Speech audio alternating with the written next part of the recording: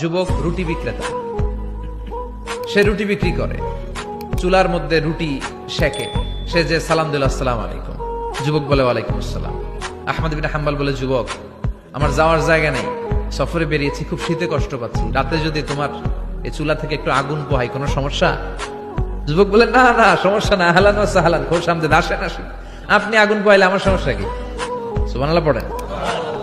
আল্লাহ শুকরিয়া করে উনি বসলেন আর আগুন পোহাচ্ছেন, আর খেয়াল করলেন যুবক রুটি বানায় আর পরে আস্তাগফিরুল্লাহ, রুটির দলা বানায় পরে আস্তাগফিরুল্লাহ, খামির বানায় আর পরে আস্তাগফিরুল্লাহ, রুটি নিয়ে উনুনের ভিতরে চুলার ভিতরে সেকা দেয় আর পরে আস্তাগফিরুল্লাহ, দোকানদারের কাছে কেউ আসলেই সে রুটি দেয় আর পরে আস্তাগফিরুল্লাহ, ক্রেতার কাছ থেকে টাকা নিয়ে ক্যাশ বক্সে রাখে আর কি পড়ে, আবার রুটি বানানো শুরু করে আর কি পড়ে, খালি এটাই পড়তেছে। ইমাম আহমদ ইবনে হাম্বল তো অবাক, কিরে এটা আবার কেমন যুবক, খালি আস্তাগফিরুল্লাহ। উনি প্রশ্ন করলেন, যুবক ঘটনা কি? আসার পর থেকেই তোমার দেখতেছি তুমি রুটি বানাও, রুটি বিক্রি করো আর পড়ো আস্তাগফিরুল্লাহ, মালাকা ইয়া শাবাব। যুবক বলে, আস্তাগফিরুল্লাহ আমার সবচেয়ে বেশি পছন্দের আমল, আমি সব সময় আঠার মতো ইস্তেগফারের সাথে লেগে থাকি আর সব সময় পড়তে থাকি আস্তাগফিরুল্লাহ, আর এর বদৌলতে আল্লাহ আমারে মুস্তাজাবুদ দাওয়া বানিয়ে দিয়েছে। আহমদ ইবনে হাম্বল তো অবাক, আনতা মুস্তাজাবুদ দাওয়া, তুমি মুস্তাজাবুদ দাওয়া রুটিওয়ালা? আমি এত বছর হাদিস পড়াই, আমিও তো মুস্তাজাবুদ দাওয়া না, আর তুমি রুটি বেচো বাজারে, তুমি মুস্তাজাবুদ দাওয়া, তুমি দোয়া করলে সব কবুল হয়ে যায়? যুবক বলে, না আনা মুস্তাজাবুদ দাওয়া, আমি আমার জীবনে যত দোয়া করেছি কবুল করে নিয়েছে কে? সব দোয়া কবুল করে নিয়েছে আল্লাহ, একটা দোয়া ছাড়া। কয়টা?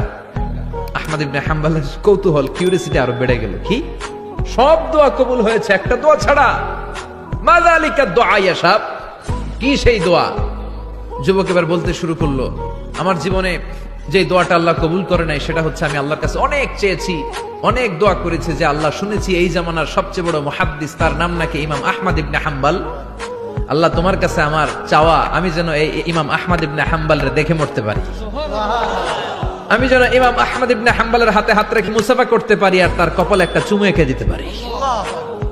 আহমদ ইবনে হাম্বল আবেগপ্রবণ হয়ে গেলেন, চোখের পানি ছেড়ে দিলেন, বললেন, যুবক তোমার এই দোয়াটাও কবুল হয়ে গিয়েছে।